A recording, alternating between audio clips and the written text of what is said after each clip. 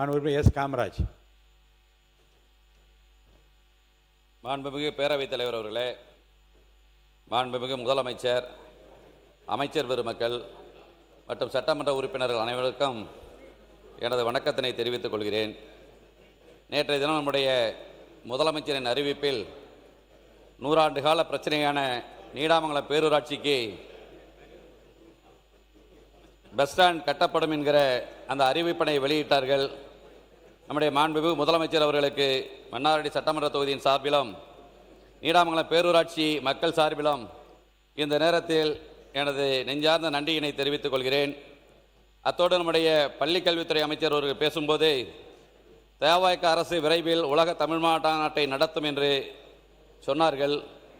அப்படி பள்ளிக்கல்வித்துறை சார்பிலும் தமிழ் வளர்ச்சித்துறை சார்பிலும் உலக தமிழ் மாநாடு நடத்த பெற்றால் அது தஞ்சாவூரில் நடத்தப்பட வேண்டும் என்கிற வேண்டுகோளை நம்முடைய தலைவர் வாயிலாக முதலமைச்சர் அவர்களுக்கு தெரிவித்துக் கொள்ள கடமைப்பட்டிருக்கிறேன்.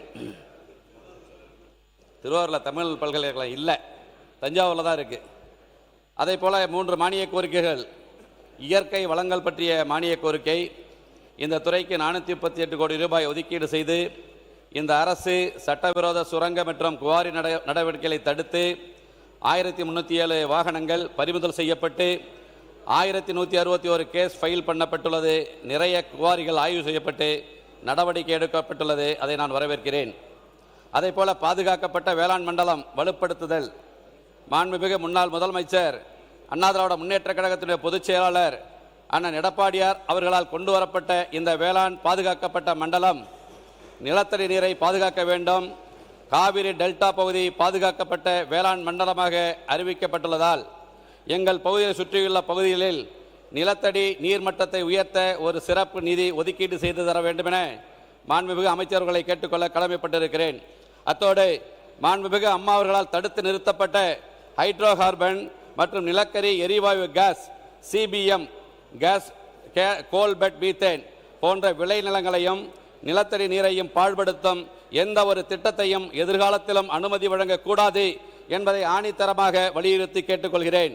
அதே போல தமிழகத்தில் இருந்து வெளி மாநிலங்களுக்கு ஜல்லி எம்சான் போன்ற அக்ரகேட்ஸ் என்று சொல்வார்கள் அனுப்புவதை இந்த அரசு தடை செய்திருக்கிறது.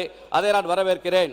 அதே போல டெல்டா மண்டலங்களில் மணல் அள்ளுவதை முற்றிலும் தடை செய்ய வேண்டும் என்கிற எனது வேண்டுகோளை இந்த அவையில் வைக்க விரும்புகிறேன்.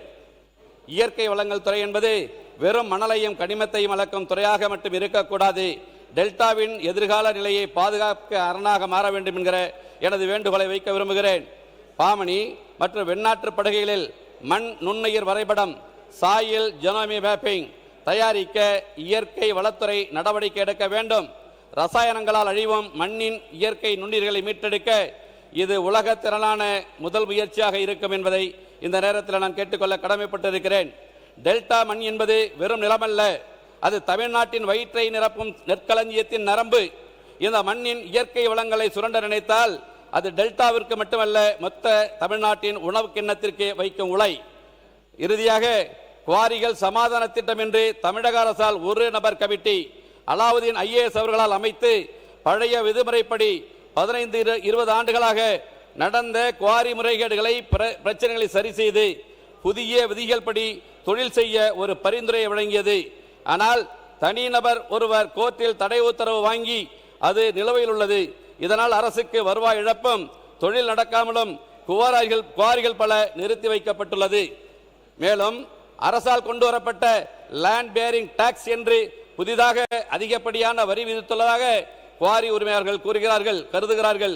குவாரியை நடத்த முடியாமலும் அரசுக்கு வரி இழப்பும் ஜல்லி கிடைக்காத நிலையும் ஏற்பட்டுள்ளதால் விலையேற்றம் தவிர்க்க முடியாததாகிறது.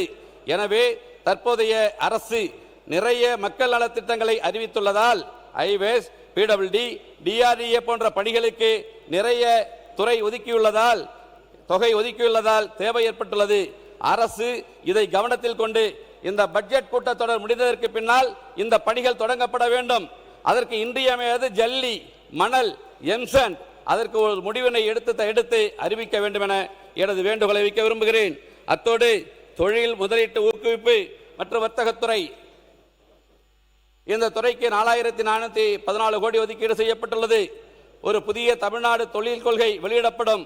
முதலீட்டாளர்கள் உள்ளூர் சூழலை ஆழமாக புரிந்து கொள்ள உதவும். மாண்புமிகு உறுப்பினர் ஒரு நிமிஷம் நீங்க பேசுங்க. ஒன்றும் இல்லை, ஒரு சின்ன விஷயம்.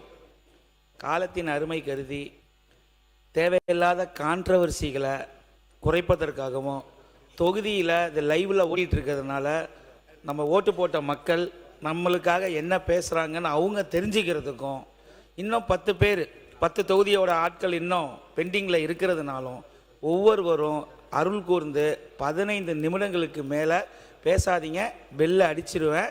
அதுக்கு அடுத்த உறுப்பினரை நான் கூப்பிட்டுருவேன். 15 நிமிடங்களில் பேசக்கூடிய ஆட்கள் உங்கள் எல்லாருக்கும் இருக்குங்கிறத நான் மனப்பூர்வமாக நம்புகிறேன். பேசலாம். 4 நிமிஷம் தான் ஆகுது. எந்த உறுப்பினரோட மனசு புண்படாமல் தான் நான் பேசுவேன். அதை நான் ரொம்ப கொள்கையாக வச்சிருக்கிறேன். இங்கே இருக்கிற 234 உறுப்பினரோட மனசு பொதுவாக பேரவை துணைத் தலைவர்களே, முதலீட்டாளர்கள் உள்ளூர் சூழலை ஆழமாக புரிந்து கொள்ள உதவும் ஒரு விரிவான டிஜிட்டல் தளமாக தமிழ்நாடு தொழில்திறன் விவரப்பட்டியலை அரசு உருவாக்கும்.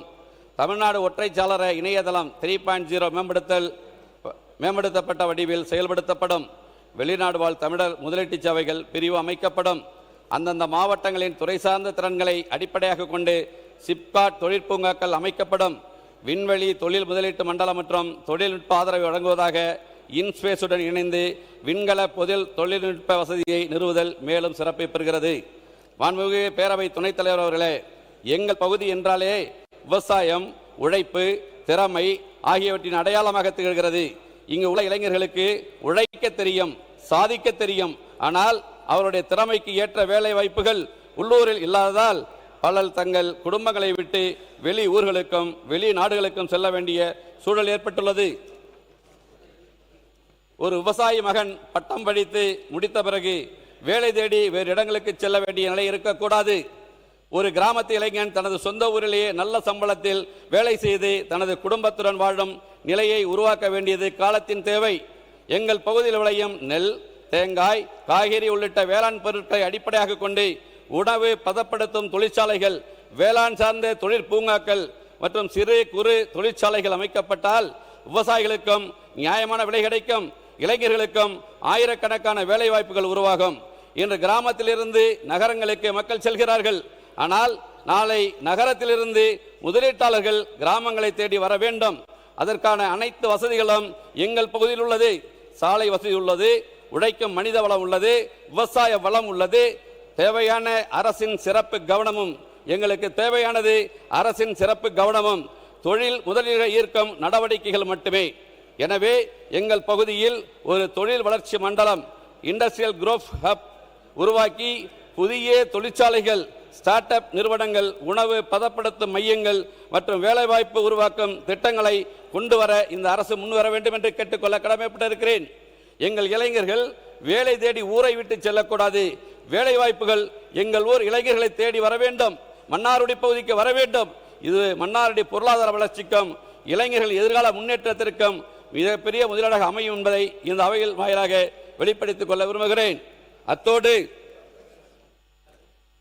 செயற்கை நுண்ணறிவு மற்றும் தகவல் தொழில்நுட்பவியல் டிஜிட்டல் சேவைகள் இந்த துறைக்கு 398 கோடி ரூபாய் ஒதுக்கீடு செய்யப்பட்டுள்ளது. செயற்கை நுண்ணறிவினை பொறுப்புடன் பயன்படுத்தும் அரசு உறுதி பூண்டுள்ளது. செயற்கை நுண்ணறிவு, குவாண்டம் தொழில்நுட்பம், இயங்குபடம், காட்சி விளைவுகள், சித்திரக்கதை, விளையாட்டு மற்றும் மெய்நிகர் animation, visual effects, gaming comics and extended reality, உண்மை, ஏவிஜி, எக்ஸ்ஆர் போன்ற வளர்ந்து வரும் தொழில்நுட்பங்களை தமிழ்நாடு செயற்கை நுண்ணறிவு அமைப்பு, தமிழ்நாடு ஆர்டிபிஷியல் இன்டெலிஜென்ஸ் மிஷன் வலுப்படுத்த வேண்டும். தற்போது 20 துறைகளை சார்ந்த 76 சேவைகளை வழங்கும் நம்ம அரசு வாட்ஸ்அப் சாட்பாட் வசதியானது 275 மக்கள் நல சேவைகளை வழங்கும் வகையில் மேம்படுத்தப்பட்டுள்ளது. அறிவும் தொழில்நுட்ப திறனும் இருந்தால்தான் இளைஞர்கள் எதிர்காலம் வளமாக இருக்கும். எங்கள் பகுதியில், எங்கள் மன்னார்குடி பகுதியில் ஏராளமான திறமையான படித்த இளைஞர்கள் இருக்கிறார்கள். ஆனால் தகவல் தொழில்நுட்ப துறையில் தேவையான பயிற்சிகளை பெற பெரிய நகரங்களை நோக்கி செல்ல வேண்டிய சூழல் உள்ளது. கிராமத்தில் பிறந்த ஒரு இளைஞனும் உலகளாவிய நிறுவனத்தில் பணிபுரியும் வாய்ப்பை பெற வேண்டும். அதற்காக மன்னார்குடி எங்கள் பகுதி, எங்கள் தொகுதியில் நவீன தகவல் தொழில்நுட்ப திறன் மேம்பாட்டு மையம் அமைத்து செயற்கை நுண்ணறிவு, மென்பொருள் தொழில்நுட்பம், இணைய பாதுகாப்பு உள்ள துறைகளில் பயிற்சி வழங்க அரசு நடவடிக்கை எடுக்க வேண்டும் என இந்த நேரத்தில் நான் கேட்டுக்கொள்ள கடமைப்பட்டிருக்கிறேன். விவசாயத்தில் எங்கள் மன்னாடி பகுதி பெயர் பெற்றதைப் போல, விவசாயத்தில் எங்கள் பகுதி பெயர் பெற்றதைப் போல தகவல் தொழில்நுட்பத்திலும் பெயர் பெற வேண்டும் என்கிற அந்த விருப்பத்தை தெரிவித்து எங்கள் பகுதி இளைஞர்கள் சாதிக்க வேண்டும் என்று விரும்புகிறார்கள். நீங்கள் இந்த அமைச்சர் அதற்கு உதவி செய்ய வேண்டும் என அன்போடு கேட்டுக்கொள்ள கடமைப்பட்டிருக்கிறேன். அத்தோடு எனது தொகுதி கோரிக்கை, மணி 9 நிமிஷம் ஆகுது. மன்னாடி நகரத்தில் டெப்போ குப்பைமேடு கிட்டத்தட்ட 150 வருஷம். அது எப்படியாச்சும் இந்த அரசு, நம்முடைய முதலமைச்சர், மாற்றத்தை விரும்பிய நம்முடைய முதலமைச்சர் எங்களுடைய மன்னாடி பகுதிக்கு அந்த குப்பை மேட்டை அகற்றித்தரமாறு அன்போடு கேட்டுக்கொள்ள கடமைப்பட்டிருக்கிறேன். 5 வருஷமா ஆர்டிஓ இன்ஸ்பெக்டர் மன்னாடியில் காலியார். அதை உடனடியாக நிறைவேற்றி தர வேண்டும் என சம்பந்தப்பட்ட அமைச்சரை கேட்டுக்கொள்ள கடமைப்பட்டிருக்கிறேன்.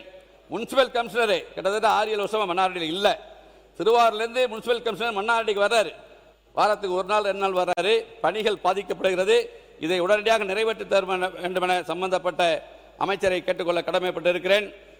நேற்றைக்கு நம்முடைய பள்ளிக்கல்வித்துறை அமைச்சர் எனக்கு பேச வாய்ப்பு கிடைக்காம போயிட்டு புல்லவராயன்குடிக்காடு, கோவில் எண்ணி மற்றும் நீடாமங்கலம் அரசு உயர்நிலைப் பள்ளியினை மேல்நிலைப் பள்ளியாக தரம் உயர்த்தி தர வேண்டும் என்கிற வேண்டுகோளை நம்முடைய பள்ளிக்கல்வித்துறை அமைச்சருக்கு தெரிவித்துக் கொள்ள கடமைப்பட்டிருக்கிறேன். அத்தோடு எங்களது பகுதியான பைங்காநாடு ராயபுரம் அரசு மேல்நிலைப் பள்ளிக்கு கூடுதல் கட்டித்தர வேண்டும் என்கிற வேண்டுகோளை இந்த நேரத்தில் நான் வைக்க கடமைப்பட்டிருக்கிறேன். எனது மன்னாடி தொகுதிக்கு உட்பட்ட பாமணியாறு மற்றும் கோரையாறில் 2 தடுப்பணைகள் கட்டித்தர வேண்டும் என்கிற வேண்டுகோளை நம்முடைய துணை சபாநாயகர் மூலம் சொல்லி விடைபெறுகிறேன். நன்றி, வணக்கம்.